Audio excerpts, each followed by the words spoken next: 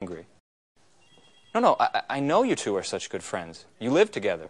Okay, don't get worked up. Listen, I was just joking. All right, bye, Alice. No, bye. What a hothead. You really can't say anything to her. Such a pity. I would have liked to take her out. She is very nice.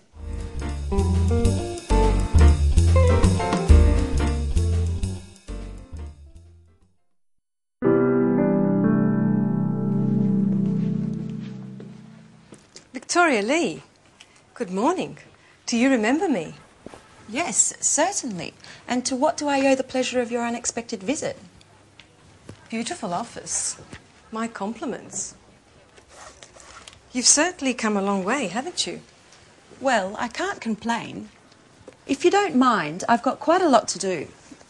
You didn't feel that way a year ago when we first met. Listen, Mrs. Baker, that was a very difficult period for me. I wasn't happy with my job and... Don't worry, Lee. I'm not here to visit the past, but rather to talk about the future. What? I've recently heard quite a bit about you. I know that you've done great things to improve the bottom line of Spectra. As a matter of fact, that's why I'm here today. I'd like you to come and work for us. Thank you, Mrs. Baker, but... Just a moment, Lee. Let me have my say. If you came to work for us, you'd not only have the opportunity to work for a successful company, but you'd also have a brilliant career with full satisfaction ahead of you. I'm flattered, but as I said, I'm very pleased with my present employment. If I were to propose a position as business development manager, would you consider my offer? Mrs. Baker, please. If I were to come and work for you, I'd be doing my company a disservice. Just think it over, Lee. If you accept, you'll get a much higher salary than your current one. Of course, I forgot to mention the company car and mobile phone, not to mention an impressive percentage of sales. That's enough, Mrs. Baker. Your offer is very tempting, and if I were free, I would certainly accept. However, things have changed greatly. I am very satisfied with my job here. Mrs. Lee, I've brought you this brochure. I was just, Fine, I'll leave. Mrs. Lee, just think about what I said. I'll be in touch.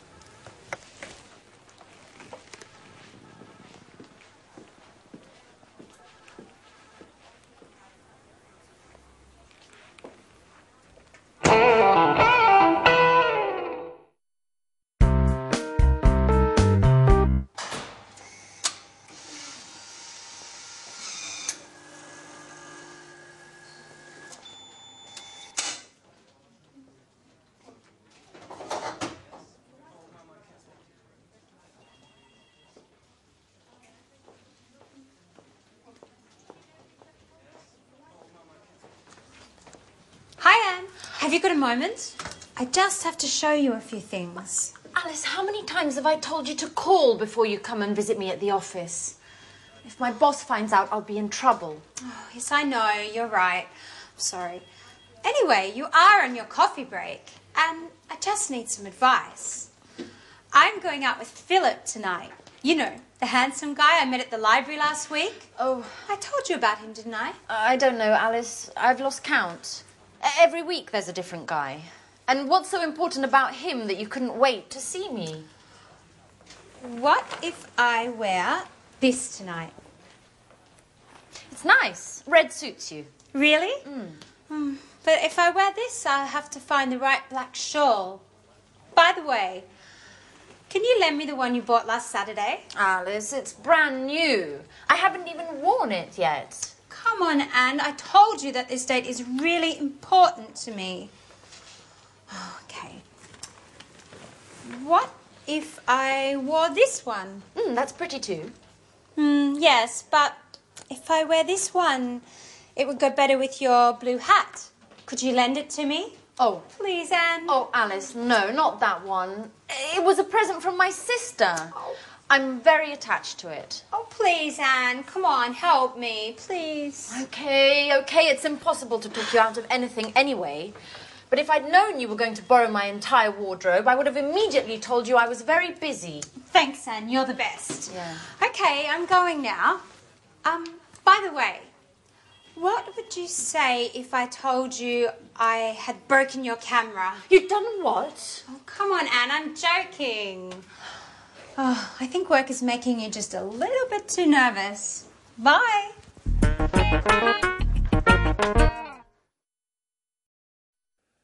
Hello again, and welcome to the second English Today Business DVD. In this DVD, you can watch another 5 episodes of our story on the job, followed by the business skills section, giving a presentation. Then we'll look at the following. Talking about a crisis at work. Talking on the phone. Describing real or unlikely events. Agreeing and disagreeing. And finally, asking for clarification. Thank you, and enjoy yourselves. Hello again, and how are you? Now, in this lesson, I want to talk to you about the language that we use when companies are going through a difficult period. In fact, we say when they're going through a crisis. This happens, unfortunately. And we're also going to look at the language of one of the effects that a crisis can have on a company. It's the language of when you give work to people and when you take work away from people, or when people actually decide to leave their jobs. And in English, we call this hiring and firing. So that's the language we'll study in this lesson. But now let's listen to the first part of the episode, where we will hear Rachel talking to Anne about the crisis that the publishing company is going through at the moment. So now let's talk about the conditionals in English, the first and the second. Now, they're interesting because there's a difference in meaning between the first and the second, and also a difference in grammar. The first one we use in situations which are really possible, but the second conditional we use in situations which are more improbable. And I want to look at some examples of that now. You imagine that you work for a large insurance company and you have to explain some situations to a client. Obviously, you're trying to sell the idea of them having an insurance policy. Let's look at the board and look at some of the situations. Now, in the first situation, an accident. Now, if you have an accident and you don't have insurance cover, what happens? If you have an accident, you won't be covered for legal expenses. Now, that's a problem. The first conditional is grammatically formed like this. If plus the present tense and then the future will or won't in the negative. Let's look at another example. You see, number 2 is accident, stop work. So the first conditional sentence would be, if you have an accident, that's the future, you'll have to stop work. Look at the third example. If you stop work, you'll have no protection for the family. The fourth example, if you go to hospital, there'll be no cover for hospital fees. So you see, you have a situation and then the consequence. The last example, let's change the situation, no longer an accident, but still related to insurance. If you have a house fire, you'll have no cover for lost items. So here we see a situation and the consequence. Okay? So we use, these are real possibilities. We use the first conditional. Now let's look at the second conditional. Now, I want to give you some examples and ask you the question, what would you do if? And these are situations that maybe you will never find yourself in. They're a bit improbable, but you like to hypothesize about them. So we use the second conditional. I ask you, what would you do if your company offered you a job in China for 5 years? And you think, my God, China for 5 years, interesting. Well, I'd accept it.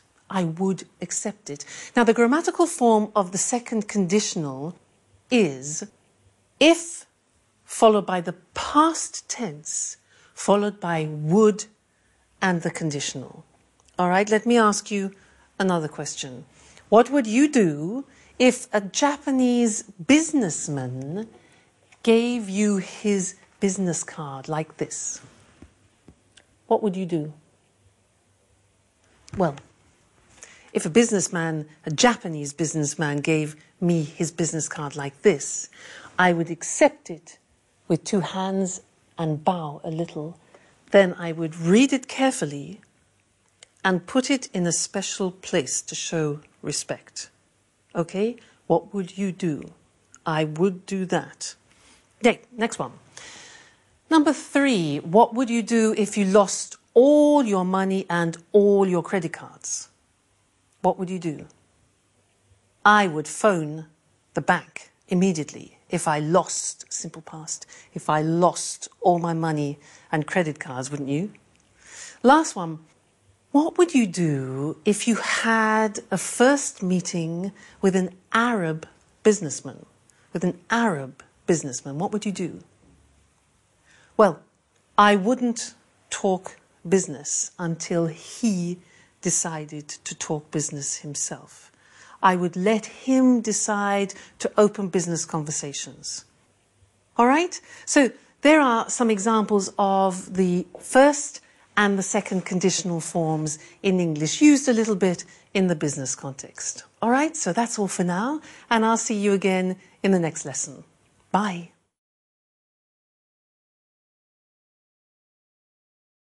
Fine. Now let's look at that language that we use, especially when we have problems on the phone. And to do this, let's use the screen, okay? Now, the first thing is problems with understanding. Often when you speak to native language speakers, there are problems. So you have to try and control the situation. Let's see what phrases you can use. Well, the first thing is you can say, could you repeat that, please? You notice we say, could you repeat that? Not could you repeat, please, but could you repeat that, please? That's one thing. Another thing, if they're speaking too softly, you could say, could you speak up, please? Could you speak up, please?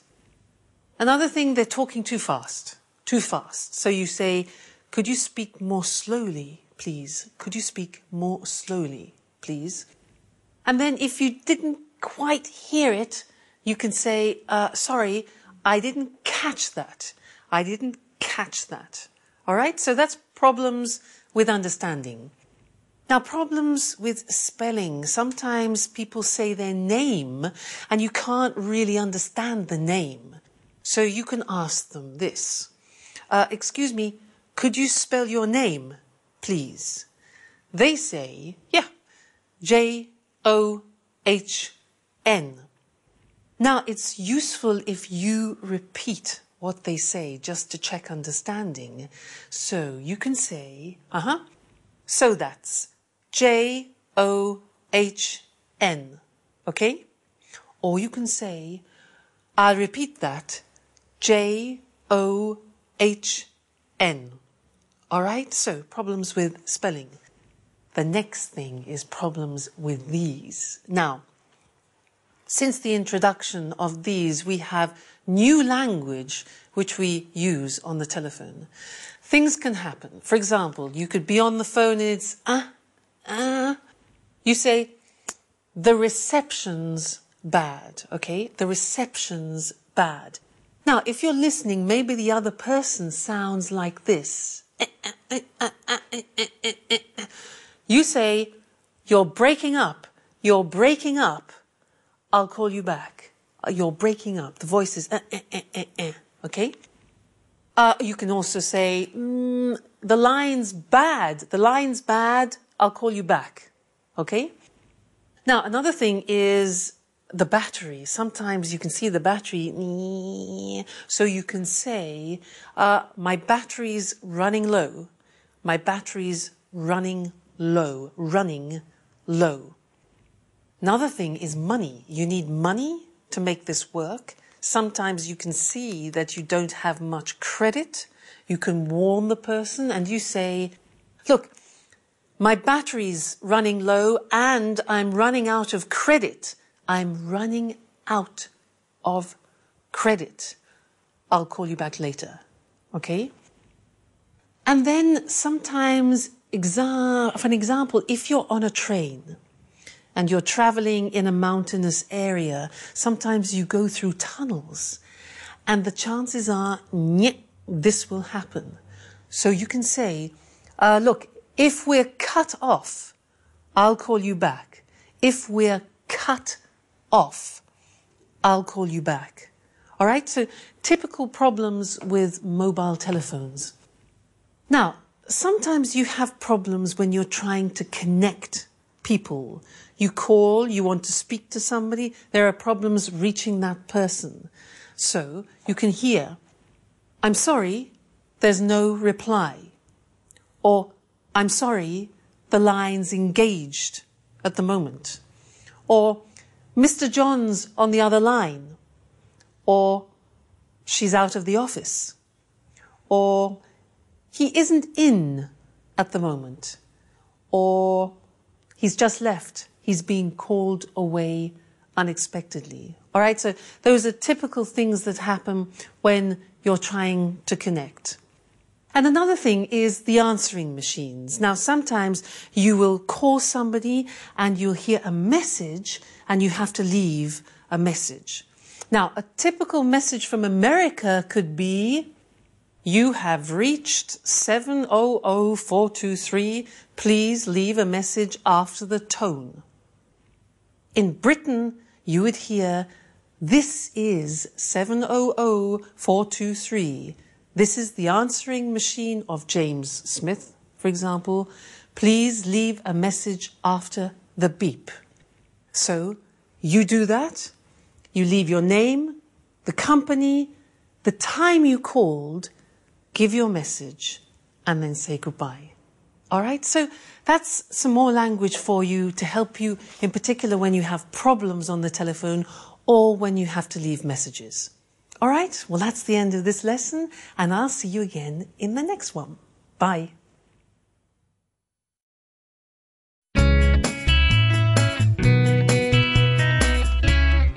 Yes. Yes, Mr. Jones. The collection is divided into thematic volumes. Your volume will be the first, dealing with starters. That's right. Yes, recipes should be written clearly and precisely. Well, I'm not sure I agree with you there. Ingredients should be written separately, directly under the title of each dish. OK, I'll expect your first instalment next week then. All right, goodbye, Mr. Jones. Goodbye.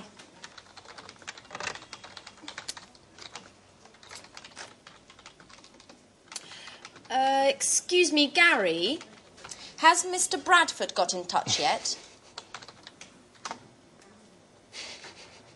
Gary? Hello? I asked you a question. Could you answer, please?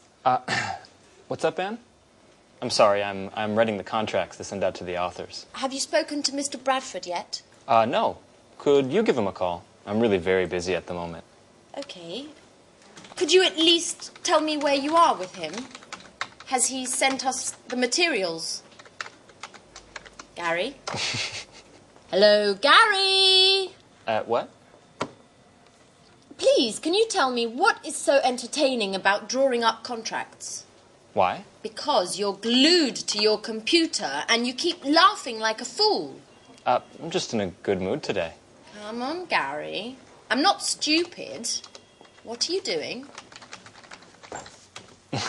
Okay, you've caught me out. I'm chatting. It's great fun. Would you like to give it a try? No, thank you very much. And you shouldn't be chatting at work anyway. Mr. Stevens might notice. Now, why would he? If he walks in the door, I'll just close the window and continue typing up the contracts. Anne, relax. Let's chat a bit together. No, I'm afraid I can't. Somebody needs to work around here. Now, could you explain how I should proceed with this? You spoke to Mr. Bradford, so could you give me some details on your agreement? Yes, he should have sent some materials in 2 days ago, but we still haven't received anything yet. Give him a call and see where he's at with those.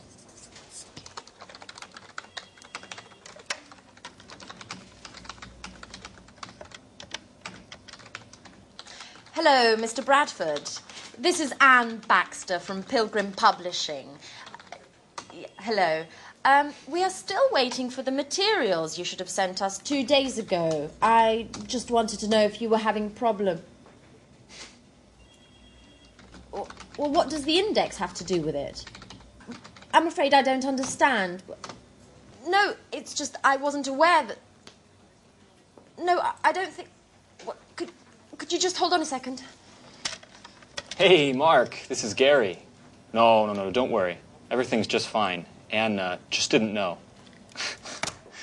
Have you finished the index, then? Okay, great. We'll expect your email, then. Okay. Bye, Mark. I hate you, Gary. If you spent a little time filling me in instead of chatting on your computer, I might just know what's going on around here. What? Ooh!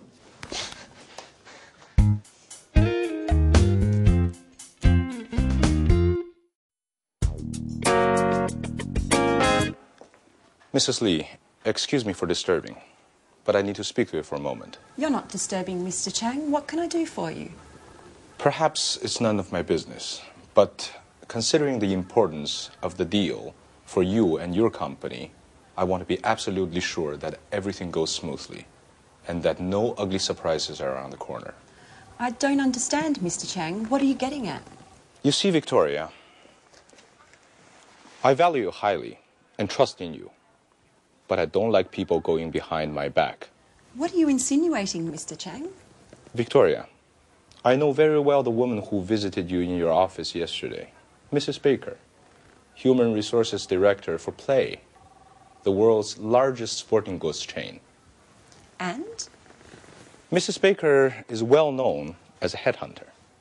You know, those personnel managers who rob other companies of their own talents to employ for their own companies. So tell me, Victoria, what did Mrs. Baker want from you? You're right.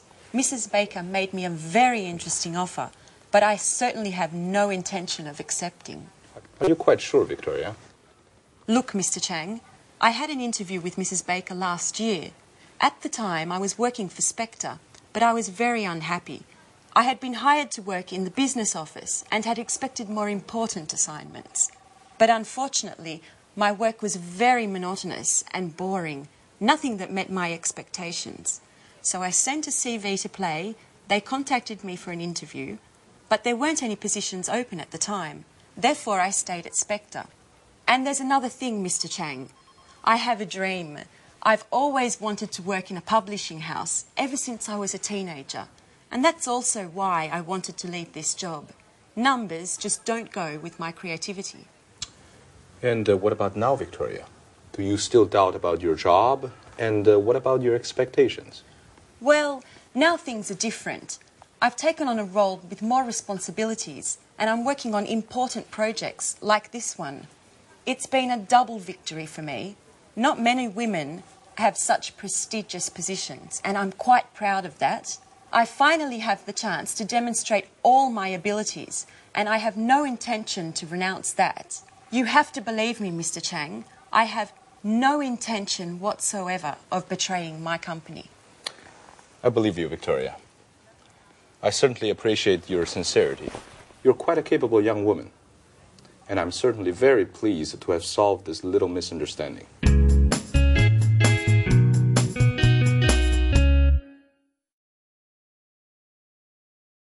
Do you remember how Anne said in the first scene, I don't agree? Now, in English, we say I don't agree. We don't say I'm not agree, as in many other languages. I don't agree. That's one way of disagreeing. And do you remember how Victoria said in the second scene? She said, I don't understand what you're getting at. Now, that's one way of asking for clarification. So I'd like to look at this language with you now. Now, if I say something like this, I say, let's look at the screen. I say, I think we should increase our investment in management training. Now, this is something I could say in a meeting. I think we should increase our investment in management training. Now, sometimes after saying something like that, you want to explain it a little bit more. And there are phrases we can use in order to do further explanation. For example, I could say, what I'm trying to say is, I don't think we spend enough money on training. So what I'm trying to say is... Now, another possibility is, what I mean is... And one more is, the point I'm making is... So it becomes, I think we should invest more money in management training. The point I'm making is our company just doesn't do enough training. All right, so that's explaining a point. Now, what about clarifying? I say that to somebody, and then I want to check that they've understood. So I could say, is that clear? Is that clear? Or do you understand what I mean? Do you understand what I mean? Then, in the audience or in the meeting, if they're not quite sure, they can ask you for clarification. And different ways of asking clarification are these. For example, you could say, I don't quite follow you. I don't quite follow you. Follow, the verb follow. One possibility. Or, well, what exactly do you mean? What exactly do you mean? Or, I don't see what you mean. Notice that we use also verbs of sight. I don't see what you mean. Or could I have some more details? Could I have some more details? Or what are you getting at? Now that's slightly more complicated. Get at means what are you suggesting? What are you insinuating? All right, so these are ways of asking for clarification. Now, very often in a meeting, you want to be able to agree or to disagree. Now, ways of agreeing, I say, for example, I think we should invest more in management training. And you say, I completely agree with you. I completely agree with you. Notice we don't say, I am agree with you, but I agree with you. You can say, yep, I see what you mean. You can say, I see your point. I see your point. And you can say also, yes, I agree up to a point, which means not completely, but mostly yes. Now, maybe you want to do the opposite. So I say, I think we should invest more in management training. And you disagree. You can say, yeah, I see your point, but I think we should invest more in marketing. Or you can say, I'm afraid I can't agree with you. I can't agree with you. Or you could say, are you sure about that? Which is more indirect. All right? Then the other thing is giving an opinion. Giving an opinion. Well, different ways of doing that are, number one, in my view, you notice in my view, we're using verbs of sight. That's interesting, yeah? In my view, I think we should invest more money. Or you could ask a question. Don't you think we should invest more money in training? Or you could say, I think it would be a good idea to invest more. So that's you giving your opinion, your idea. Then obviously it's important to create an atmosphere of